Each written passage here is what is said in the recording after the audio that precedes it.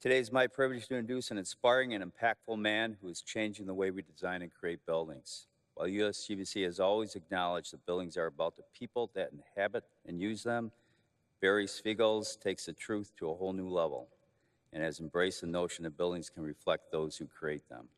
In his 30-person architectural and art firm, Svigals Partners in New Haven, Connecticut, Barry practices a new way of thinking about and realizing buildings. Rather than focusing on the end product as a standalone structure, separate and apart from the people who created it, Barry and his team view the creative process as an integral part of what defines the outcome of the project. Perhaps one of his most notable recent projects is the design and construction of a new elementary school in Newtown, Connecticut, the site of the tragic Sandy Hook school shooting in 2012. Faced with the challenge of creating a wholly new learning space that would invigorate young minds, empower teachers and administrators, and comfort parents and caretakers, Barry firm solicited input from the community in the design process. Using a holistic approach, the design of the new school incorporates elements such as an extensive rain garden in service of both education and security, creating a natural barrier between the public access points to the school and the location of the classrooms. It is innovations like these that set Barry's and his firm apart from the pack. By seeking opportunities to connect his design with the greater purpose and meaning of place, Barry breathes new life into buildings and in the people who use them. Perhaps one of the most outstanding statements I've heard is the way the Newtown School has been described as two outstretched arms embracing the children as they enter. In his practice, his culture is to practice gratitude and respect, asking over telling, and wondering over knowing. Please welcome Barry.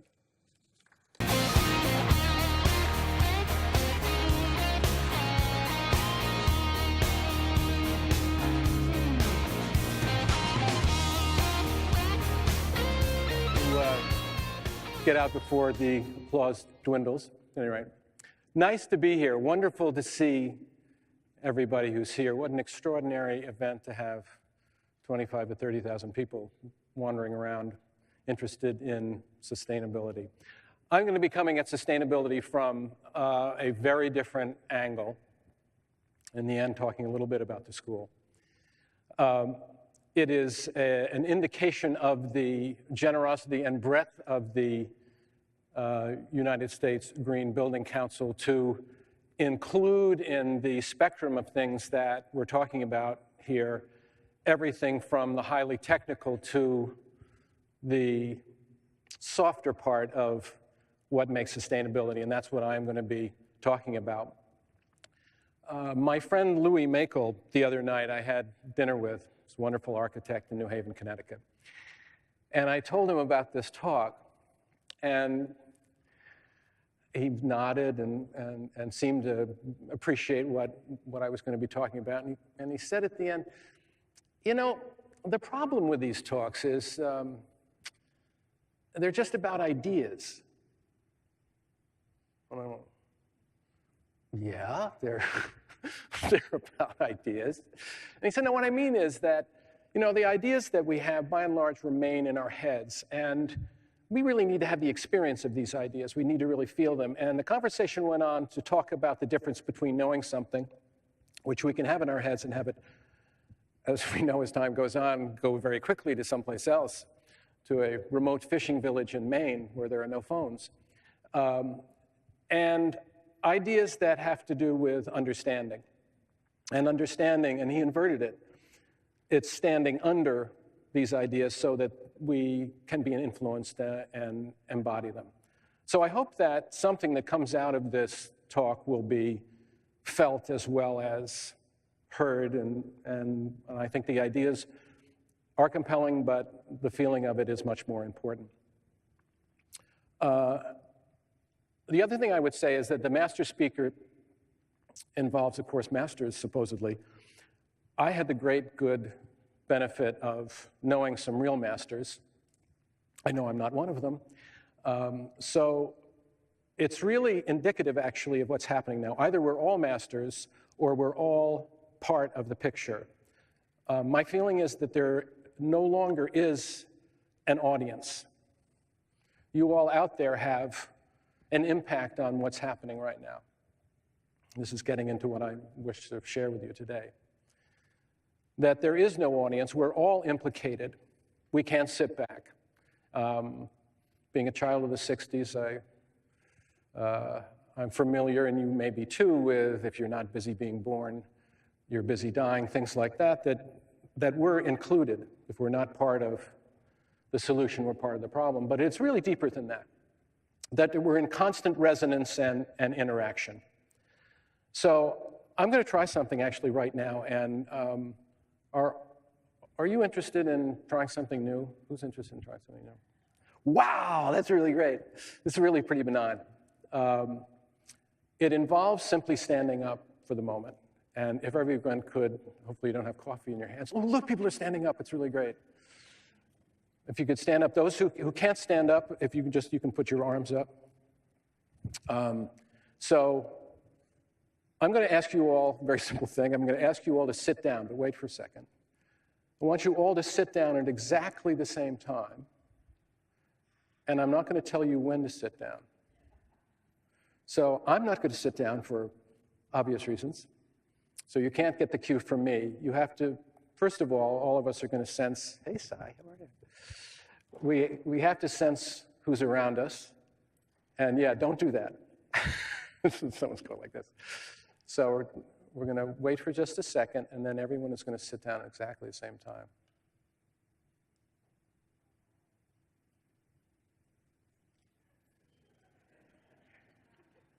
Yeah, I was about to go like this, actually. That was great. Thank you very much. That was terrific. Well done.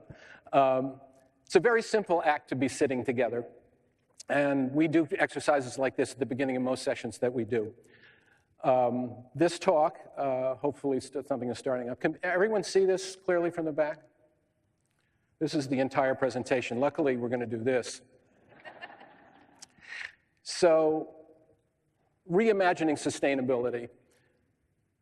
I'm coming at it from the point of view of the fact that these ideas are all old ideas, that you know these ideas, but perhaps we haven't stood under them long enough so they penetrate.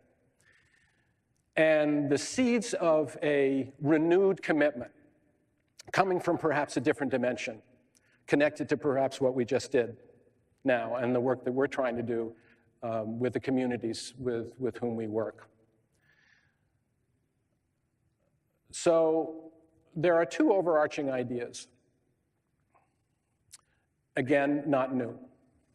The one on the left is the fact, as I feel it, the fact that the natural ecologies and social ecologies interpenetrate one another. I think we all know this, that they are inseparable.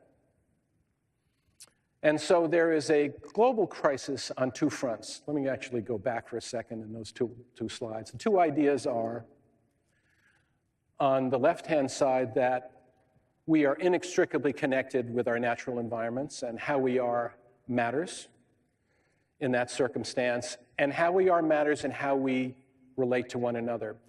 And I would posit that that actually is the genesis of absolutely everything else. Absolutely everything else. So, beginning with the global crisis on two fronts, and the natural and the social. And I was told that the picture was going to appear here, right? It doesn't. So I'm going to be looking back and forth a little bit to make sure I'm in the right spot. National and social ecologies. They're intermixed. That in a certain way, if we have saved the planet, will we have saved ourselves? Or as I was thinking about it earlier, if we can save the planet from ourselves, perhaps we can save ourselves from ourselves. And that's the crisis. These are the interrelated crises that we're facing right now. An example of this goes way back. This man is a very interesting guy who, as it says, is the head of managing water in a country that is really low. This is probably why they call it the Pays-Bas. I was at a conference outside of Amsterdam in Lunen not too long ago. And I asked the director of the conference, I said, you know, it's really flat here. looked at me and said, yeah, of course, it's flat here. And I said, we got to be right at sea level. And he laughed and he said, we're 25 meters below sea level. So these people have been managing this problem for literally hundreds of years, cooperatively. He was brought to the United States not too long ago, and you may have seen an article in the New York Times about him. This picture appeared. Probably not the one he would have selected, but there we go. He does smile, apparently, and he's a really more convivial guy. And he was being asked what to do about the problems in the United States. And he quite simply said, and he was being asked all these technical questions about what are the devices we can use and how can we analyze. He said, that really isn't the issue. We know how to solve these problems. This may go back to what Elizabeth said earlier. We know how to solve these problems, but very often we don't have the will to solve them. And we don't have the will to solve them because we don't see our commonality. And indeed, in the neighborhood where I live, East Haven and West Haven around New Haven do not have any conversation about water management and water policy. Even in the face of being hit with this, pretty equally, both of them.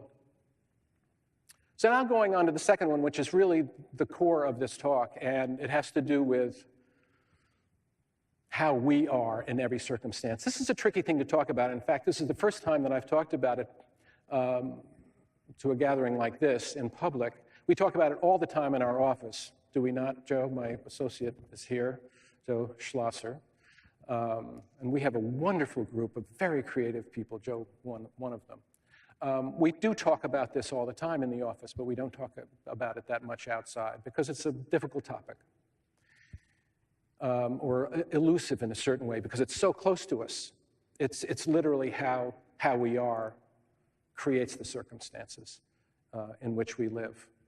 Some would say, in fact, that the violence that we see in the world is a projection of how all of us are.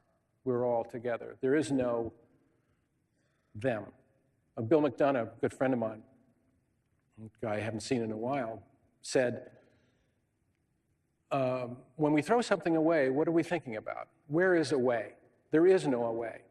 In the same sense, there is no they. We may stigmatize others, and we do it all the time. We're all implicated. We're all together. Now, this again is not a new idea. I was delighted to hear about this idea of social affection. Maureen Tuthill, a woman who was a researcher at a Midwestern college, discovered that she was researching health in colonial times. And she discovered that the way in which the community cared for one another was shared by everyone, absolutely everybody. Everyone cared for the person that lived in their community. A change began to happen when trained personnel, medical personnel from Europe and those in the United States who went to Europe to learn about medicine came back and began to populate these communities. And they became the doctors who took care of people. And what happened was others receded. This is John and Abigail Adams, and he, in a letter to Abigail, talked about this idea of social affection, how it lives in the hearts of everyone in the community, not so much any longer, partially because we don't feel the responsibility of it. Back then, they did. We don't feel that responsibility now. So it's these two in interplay. And I want to get to the next part of this, which has to do with these seeds of what's coming up. I think we're in an extraordinary time in history where one civilization is diminishing, and I really feel that it's that breadth. And I'm not the only one. There are a number of people that have been talking about it. And a new one is coming up. So in a way, these are the seeds of the next civilization. And these are 5 ideas that we talk about in the office. that are all interpenetrated. And there are others, of course, but I'm going to talk about just these 5, and particularly the first and the last one. Collaboration is something that is an interesting problem because we have a heritage with it that is not so great. First of all, you could get shot for being a collaborator back not too long ago. But it goes a long way back.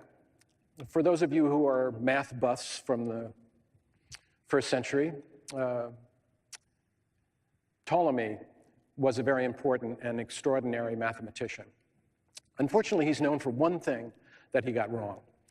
Wouldn't it be terrible if we were known for the one thing that we got wrong? That would be horrible. I was just thinking that the other day. He felt that the Earth was the center of the universe. Now, it was a mistake that he made that hung on for a really long time, for almost 1,400 years, until the man to his left, you're right, Copernicus, along with Galileo and Kepler and others, who said that we were part of an extraordinary universe, actually well beyond us. We know as time has gone on that we are a very, very small part of this gigantic, immense, beyond our imagination universe.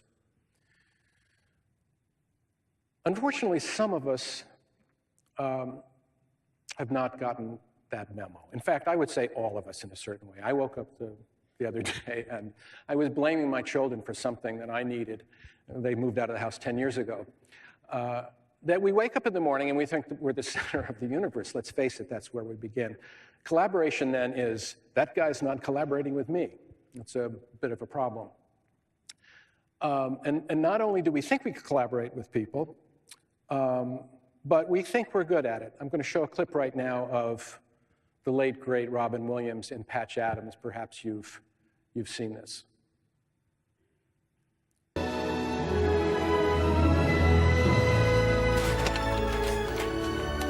I'd like to leave. Hunter, we'll have to discuss this at your scheduled time. I'm leaving. And have you thought about what you'll do? I want to help people. Last night with Rudy, I connected to another human being. I want more of that. I want to learn about people. I want to help them with their troubles. That's what I do. But you suck at it. Yeah, so we think we collaborate and we think we're good at it, but in fact we suck at it. It's really true. So what do people do when they don't know something and they suck at it? They write a book about it, which is what we did. And we wrote a book about collaboration, which was a kind of a primer. But what's interesting is, and this is the hopeful side, there are challenges and I think opportunities and hope in each one of these 5. That in the last 5 years, the amount of conversation around collaboration and the importance of it has increased exponentially. When we began research for this book, we saw the Harvard Business Review special articles, and among 50 titles, only one had the word collaboration in it. Now you'd be hard-pressed not to find collaboration in almost every one. So that movement to collaboration and our recognition that it's extremely important, it is, again, this lifeblood that is going to propel all of the decision-making that we do around everything, sustainability, of course, included. Consilience is an idea that I was unfamiliar with until I saw E.O. Wilson's book, The Unity of Knowledge. Notice I said I saw his book. I didn't read his book, but I saw it and read enough of it to know that consilience means the jumping from one thing to another, the inclusion in academia in particular, of different subject matter working together. That's an incredibly powerful thing. In 1996, we did a bioscience complex at the University of Connecticut, and it was integrated sciences of chemistry and biology, plant and animal research. It was one of a handful at the time. Now they're everywhere. We could argue that that kind of consilience has led to the Genome Project and beyond. We are now working together, and there are so many different people at this particular conference coming from different disciplines working to solve a similar problem. That is going to have an extraordinary effect. And we know this, that all of us are smarter than any one of us. That is an idea that is beginning to penetrate that we work with other people. IDEO being an example of design thinking embracing all kinds of different professional backgrounds. It almost goes without saying to talk about creativity because all of us are so familiar with it at this point. 20 years ago, creativity was not in the common parlance as much as it is today. I asked a question earlier, how many people felt that they were creative? I'm going to ask it now. How many people feel you're creative?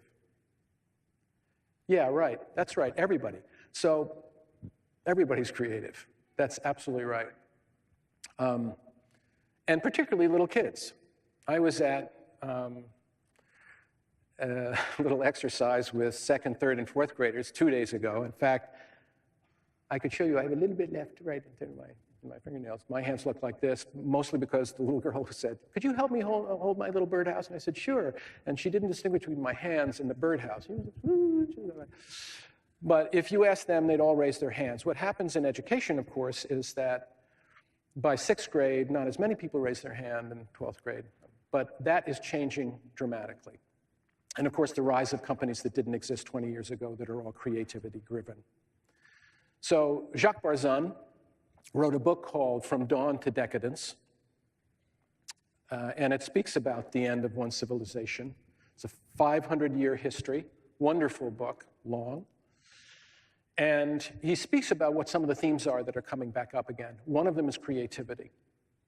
And he makes a statement that I love, this quote, creativity dwells or lurks in every human being. That's for most of us, you know. Every once in a while, I feel it's kind of only lurking in me. It's not right there, but it's there. And it's extremely important to recognize that. And Sir Ken Robinson, I'm sure all of you know, his TED Talk is the most watched TED Talk of all. Creativity is as important literacy. And finally, I'm just looking at this now, 18% of college graduates, ... creativity. Boy, the imagination just goes wild with that one. I should say, 18% of college graduates want to become entrepreneurs. At least at Brown University, they do. And I found that's out last week. That's up from 14% just from a few years ago. So more people are being empowered by creativity, and that's going to make an extraordinary difference in tackling the problems that we're trying to address downstairs from a technical side.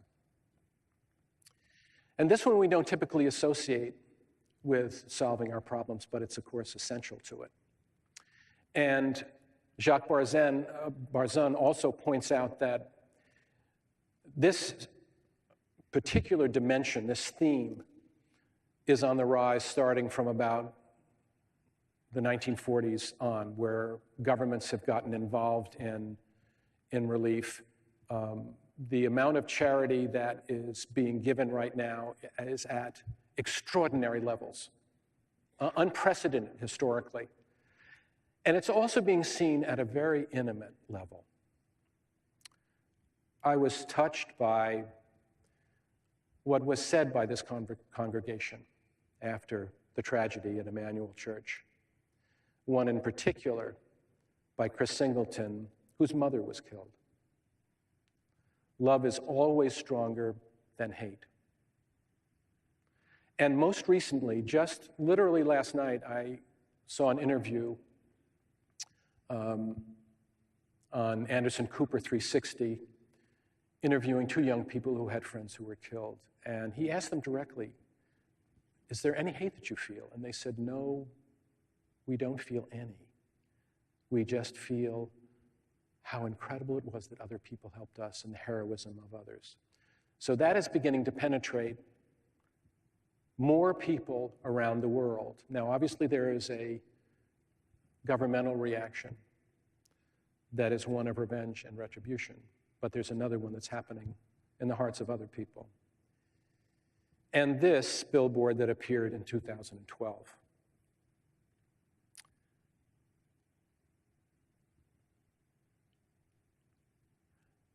We received an RFP in the spring of 2013. And when we went to the interview, on every door at Town Hall, there was a sticker that said this. The courage of this town is extraordinary. in the face of that tragedy, what they wanted people to remember. And so we had the opportunity to work with this community.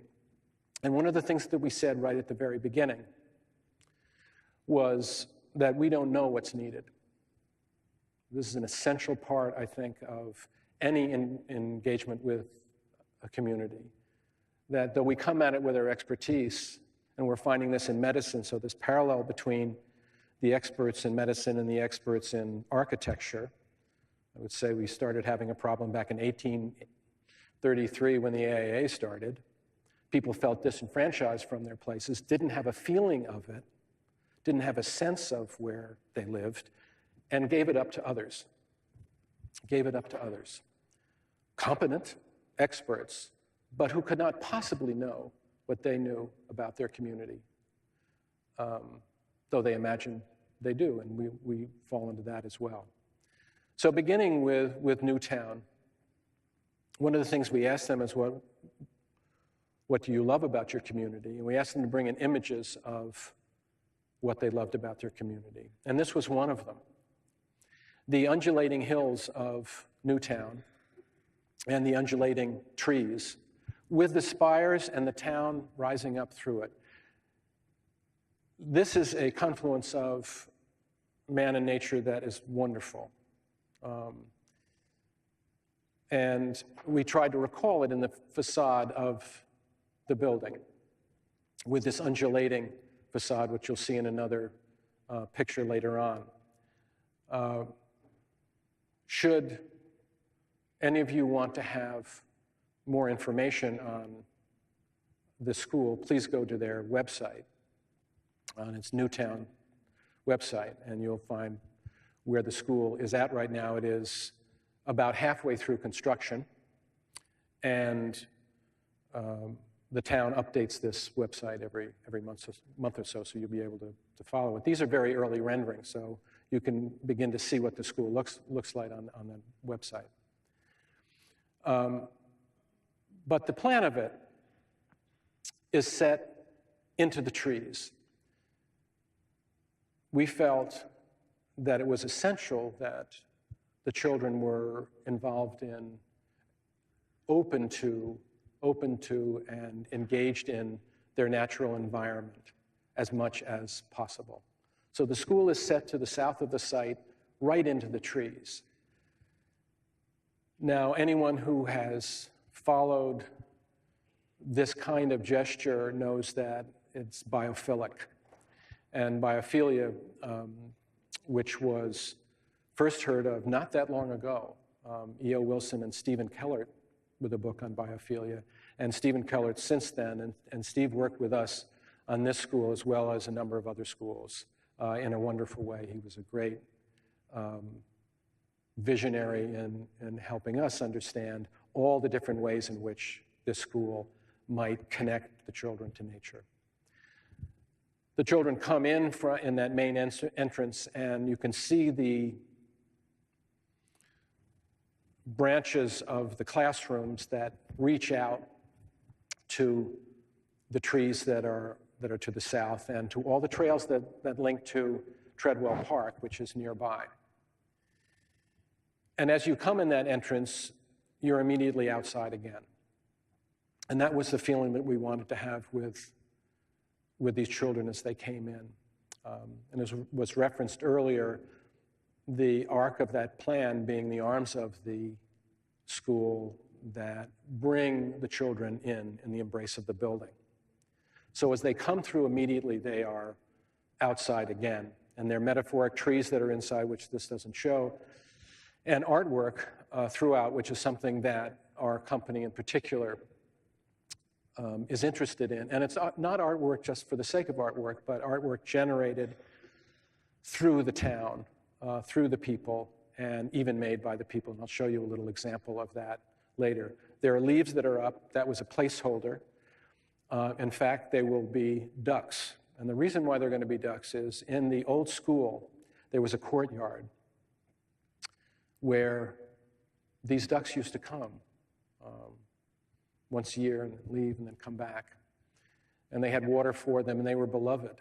And their concern was they wouldn't come back. So the sculpture is kind of an evocation of these ducks to invite them back in again. And the courtyards that are in the plan previously are open courtyards to nature. So we gave them 3 courtyards that relate to the old school and yet are open to nature.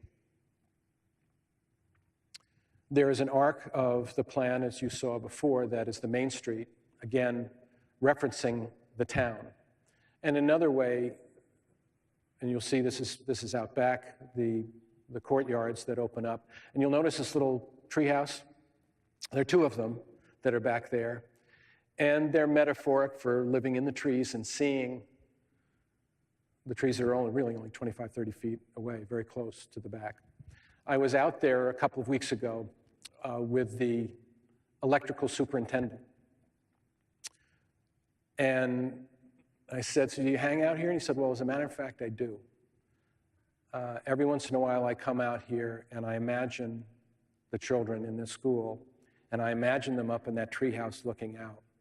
And he said, some of the guys and I get here early in the morning, and there are 2 hawks that are up in the trees. And we hope that when they move in, there'll be a new family of hawks that they'll be able to look at.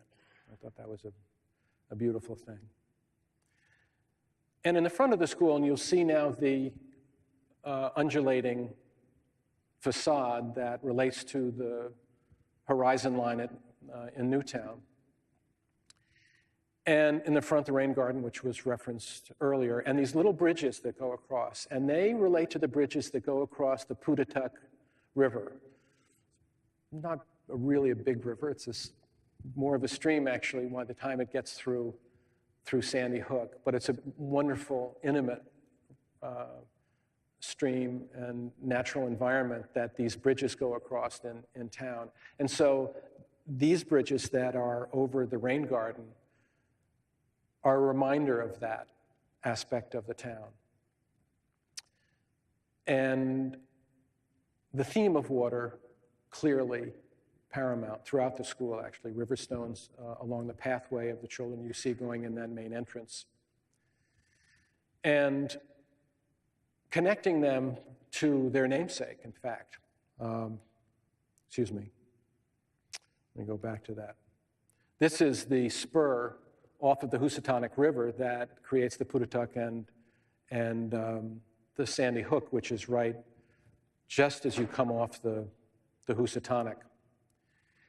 And reminding this community that they are connected to, obviously, up into Massachusetts, where the Housatonic originates, but well beyond to the Atlantic and to the world at large. This sense of that our place right here is connected to the whole world, and certainly water is something that does that. All of these ideas, all of these design ideas came from this. We as architects think about the building quite clearly, and very often prematurely. It is the thing that we're looking to create. But in fact, what we can run by is what it is that actually creates this building, and that's the process of making. And the process of making involves how we are with one another. Quite clearly, that matters in a circumstance like this, and we would, of course, argue that it matters in every interaction in the making of something, in order to imbue it with meaning. And so we had every manner of engagement with this town. And indeed, when we began, we suggested what this process would be, and they were a little concerned that it was too wide a net we were throwing. And we tried to assure them that the more people you involve, particularly in the making of something, the more they'll feel they've had a meaningful impact and be connected to whatever result it is that we make at the end. So every major design decision came out of these interactions, including the interactions with the children. And that was particularly fun, as I was just saying. We were at one of these sessions with the second, third, and fourth graders, and it was our third workshop. The one we just completed, the one before, was wonderful because we had a shadow box with all these natural elements on a table, and they picked out the things that interested them. They picked out a leaf, they picked out a piece of bark, they picked out something. And there were 3 of them working together. It's a really wonderful aspect of this. One of them held a little flashlight, the other held the leaf, and the third drew. And then they switched. So every one of these drawings, every one of these creations of art was entirely collaborative. And from that, we abstracted these designs, made them into eventually wood panels that will be on that front facade that you saw in these metaphoric trees. And our inspiration was the hearts that you very often see carved on trees. But these designs all done by the children. The teachers are going to be designing the banners, that dozen of them that come on the light poles as they come in, really engaging them in the meaning of the school in which they will be living and working.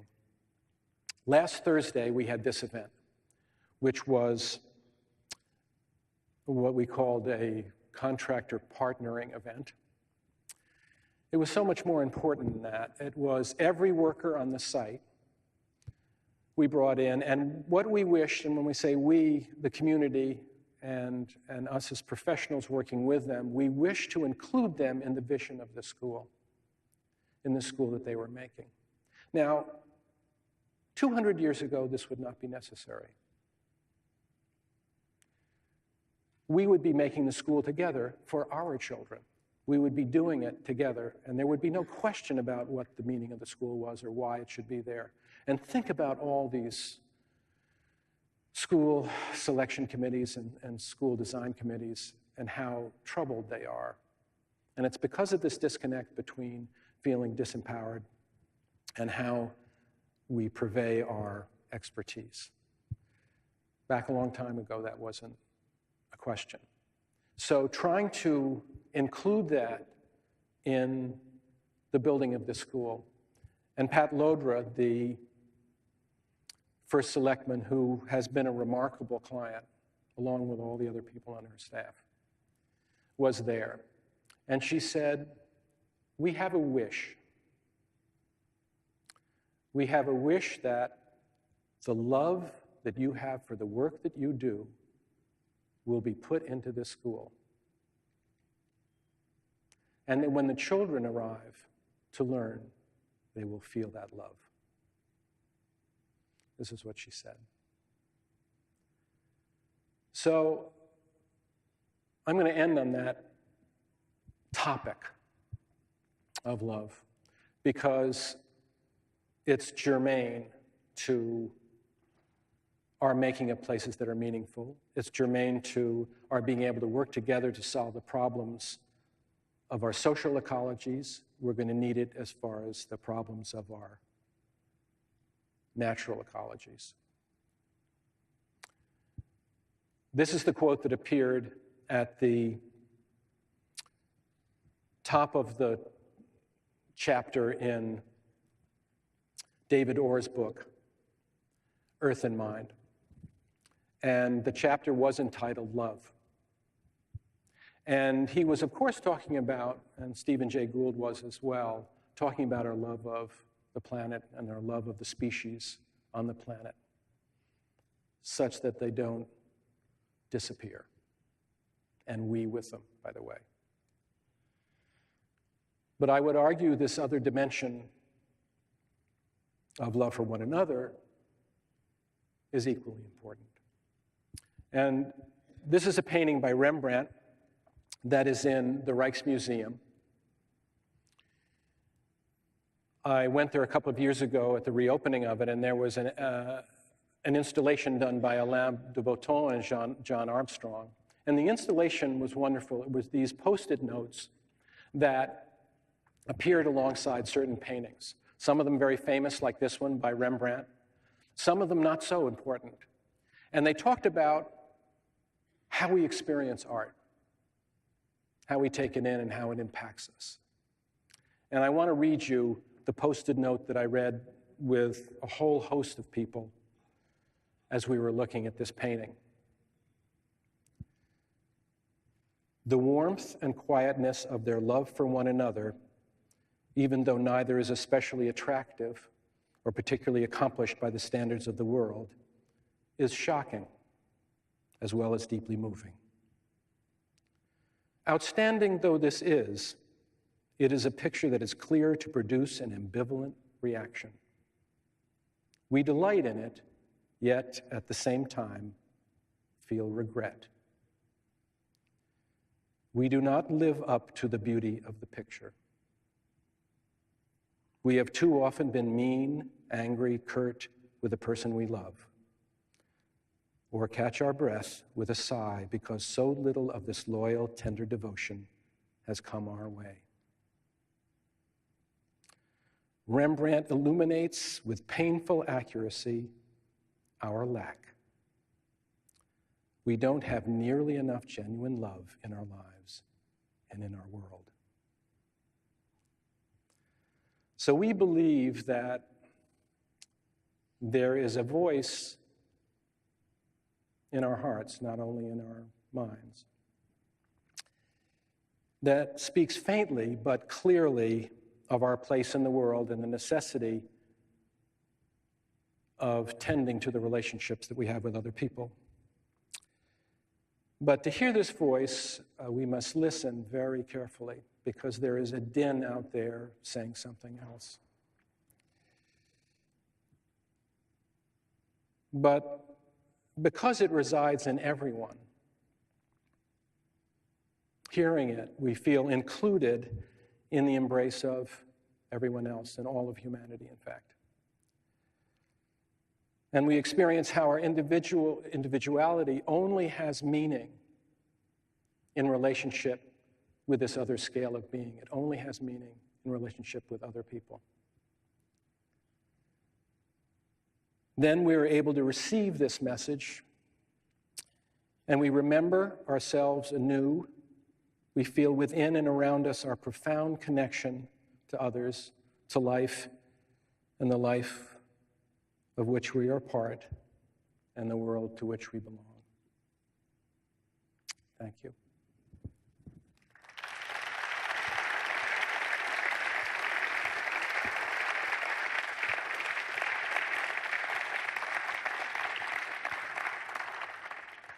So I love that painting. If you'd like, there is time for questions, and I'd be happy to entertain them if I could. And there are microphones that are in the aisles if anyone wants to ask a question. And if not, we can all go on to our lives outside this room.